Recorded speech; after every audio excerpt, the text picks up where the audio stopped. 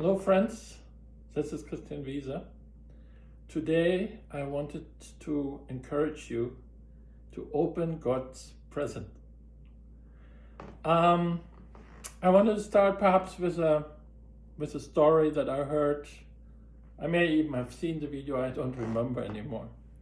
But there's a story that in a speech that J. Krishnamurti gave, there was a gentleman who said, well, I'm a professor and I have really studied all the religions, all the different approaches, and have done this all my life. But at the end of it, I feel empty inside.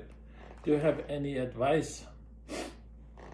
And Krishnamurti looked at him and said, "Sir, have you ever looked at a tree?" And the gentleman was a little perplexed and said, "What do you mean? I have seen thousands of trees in my life." He said, "Yes," Krishnamurti said, as a concept, as an idea, but have you ever really looked at a tree?" And I think the point really landed on the questioner, and that very much gets me to this presentation. The point is that the power of now is often understood as our ability to just glide the energies happily, peacefully, effortlessly. But I think a better way of looking at the power of now is that literally every moment is God's present to us. And also the moments that we don't appreciate so much, the moments when we suffer. Because for anybody who's really interested in breaking through, there's so much wisdom in that moment of resistance. There's so much wisdom in the struggle. Those are the times when you literally can see ego at work. When the times are good, it's much harder to see ego at work. So I would encourage you to look very much like J. Krishnamurti encouraged us to look at a tree. And just speaking of the tree, some of you, I'm sure, are nature lovers. A lot of spiritual people are nature lovers. The love for animals, the love for plants, the love for pretty much all objects, even stones and landscapes. And for example, if you take a tree and you really stand in front of it, you start becoming aware of the cycle, that the tree depends on us and we depend on the cycle, on the tree. And when you embrace the tree, you realize what kind of energy the tree is emitting. And all this is lost if you just register, well, there's a tree over there. So look at the object in front of you. Every person, whether you like the person or not, every encounter, whether you find it pleasurable or painful, look, there is so much wisdom in it. The word I want to use here today for the power of now is presence. So again, there are all kinds of words floating around. The important thing is that you have experienced or are experiencing as I talk, and then we can fill in the words. I am, I think, is another way of putting it. I am is the presence. I am this or that is the identification. And an acronym I developed in my last book, Breaking Free, SELF, S for silence, presence emerges from the silence. I think you can experience that. Energy, and I will speak today a little bit about energy. You can literally feel the energy running through you. Sometimes you may have seen figures that kind of show for a person who's completely in tune with what is. There is an energy field that kind of goes 6 feet in all direction. Whereas if the mind is active and the energy circuit is curtailed, you probably have heard the expression cold feet. It's suddenly that expansion shrinks to just 3 or 4 feet, and literally your legs don't get the energy, and that's where the expression cold feet is coming from. So feeling the energy is the second dimension. L for love, that really is very powerful. Many people talk about that. You can literally feel the heart-centered energy expanding as well as contracting. When the mind takes over, the heart gets less energy. That's something we can observe. And lastly, flow. If you are really connected, the flow of life even exists in a moment that is not so pleasurable. I think you can experience that as well. Wanted to talk a little bit about the role of the observer, which is a very challenging word because we all feel like observers. What unites all of humanity is that feeling I exist.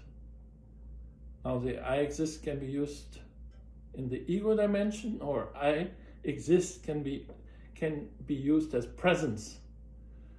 And it's very much a frequency. I don't think it's useful to classify, well, he's enlightened and he is consumed by ego. I think it's much better to realize that every moment is God's gift. Every moment the light is shining on all of us. It is our job to make sure that we are ready for it. So the observer can be a method. Let's say you start observing your thinking, you start observing your energy. So being an observer can be a method, and many people recommend it. I actually myself often talk about mindfulness. I mean, that's what mindfulness is all about, just observing what is. But presence is actually something different. In presence, the observer is not that entity. It's not body, mind, world. It's outside of that. And so in order to describe it, I thought maybe observer, creator, conductor.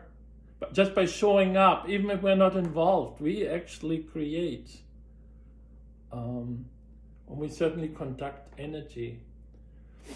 And once again, let's take the agent out of it. Even better expression is observing, creating, conducting. That's really what happens in the presence. There is no self-identification to speak of. Now, I wanted to talk about energy because we are in a very interesting point right now, the end of the first quarter of 25, the beginning of the second quarter. A lot of people have talked about it. I think they quote astrology, the Schumann resonance. You may have heard about it. Supposedly those values go through the roof. So we hear it from many different dimensions. And quite honest, this time I feel it too. I have been feeling it for a while now, for a few months. Some of my friends are really struggling right now. Some of my friends are feeling the energy and riding it and feel very fulfilled. I'm reminded of something that happened to me. I think I've mentioned it here before for anybody who has listened to my videos before. My awakening was in 2008, which was a period of tremendous turmoil, which really made many people suffer financially. Professions got lost, people had to make changes. And for some reason, that was a time when I suddenly discovered new energies that I'd never experienced before. So I feel it's a very similar time, only this time I kind of experience it more consciously. So it's still exactly the same phenomenon, but in a sense, it's easier for me to talk about it because I start understanding kind of, how to communicate what I experience. So something I would like to point out here as perhaps a method. Maybe you are able to distinguish pure presence. I'm sure you have those moments when those higher frequencies just flowing through you, a very, very fulfilling state, very easy state, very, just as I mentioned, the acronym, complete silence, the energy is vibrating, you feel the love, and it's just that flow, even when other people say, well, isn't it bad that somebody just, banged into your car and you have to call insurance companies and garages and all that? But actually when the call of the other person always comes exactly at the right time, you need a number and suddenly a person calls you and gives you a number, then even though in an environment that other people would say is kind of bad, you say, well, what's the issue here? Everything is flowing. So in a sense, understanding when presence is active, which many people would call the power of now, but also understanding that the power of now is in the other element. And again, something that I only recently experienced. I only recently experienced that feeling of sitting on a fence, that I'm aware of a certain energy, a little jealousy, a little greed, a little fear. You feel it, it's there, but you can kind of look through it. So it's almost like it comes, it's absorbed by the system, and you let go of it, and you deal with it for 5 minutes, 10 minutes, maybe an hour. But at the end of the day, you have forgotten all about it, which is very different from the struggle that many go through. You lose your job, and for months you say, had it not been for this colleague, I would still be there, I would be happy, or God forbid, your health suffers, or the health of your loved ones deteriorates, and you say, why is this happening to me? You fall in love, but the person doesn't love you back, and it takes you months to get over it, or perhaps even years. That's normally what the struggle is all about, but there is actually that other point of equanimity where it comes and it goes. And if you reach that level, that's really quite beautiful. It's not quite the presence, because in presence there is none of this. Presence just, life happens. There is no self-involvement. But those moments of almost equanimity, I think they are quite, almost say quite beautiful, because you feel that you are connected to the high energies, and you still a little bit reminded that there's still a human behind it, but it doesn't bother you. So I would just encourage you, open God's presence, just encourage you to look for that. I think that is really a great step in the right direction. Otherwise, something that I offered as a method in a prior talk, I think I called it play the ace. Acceptance, curiosity, equanimity. So if the moment comes and you just, very much like J.K. say, just look at the tree. So look at the problem. Be curious about it, even though it hurts a little, even though the energy constructs a little, just look at it. Maybe you find a way to accept it. And maybe with the curiosity, suddenly you actually feel fine with it, equanimity. Lastly, so I'm part of a few groups, and in one of our groups we kind of discussed the observer role, and something that we all agreed to, maybe a good step as a practice is the idea of taking a slight step back. That's really the observer role. Just a slight step back. The identification is still there, but there's a little bit of a distance. So once again, you feel the moment, you open the present, so to speak, and also you watch the cycle at play. That's the thing about the ego.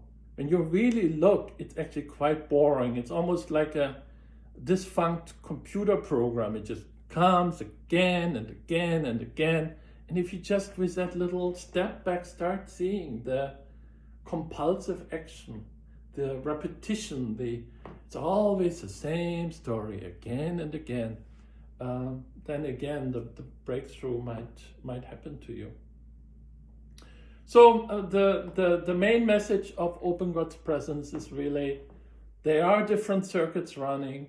Become aware of the presence circuit and the ego circuit.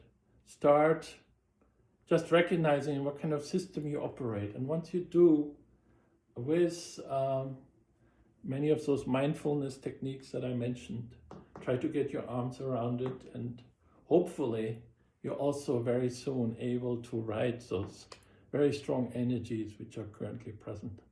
All right, with that, thank you for listening in, and see you next time. Bye.